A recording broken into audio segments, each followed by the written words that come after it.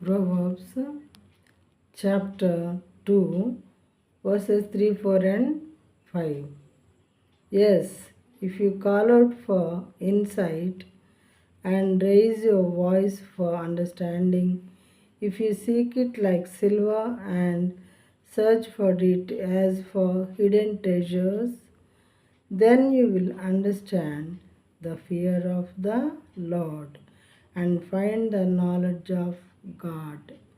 In Telugu, తెలివికై మొర్రపెట్టిన ఎడల, వివేచనకై మనవి చేసిన ఎడల, వెండిని వెదకినట్లు దానిని వెదకిన ఎడల, దాచబడిన ధనమును వెదకినట్లు దానిని వెదకిన ఎడల, యెహోవా యందు భయభక్తులు కలిగి ఉండుట ఎటిదో నీవు గ్రహించదవు. దేవుని గూర్చిన జ్ఞానము నీకు లభించును.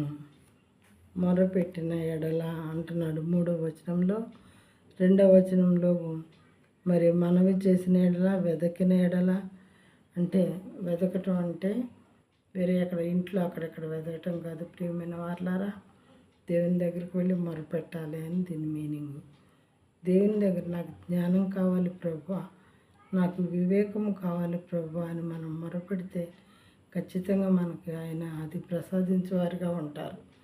ఎందుకంటే జ్ఞానం అనేది ఇవ్వటం దేవునికి చాలా ఇష్టమైనటువంటి విషయం.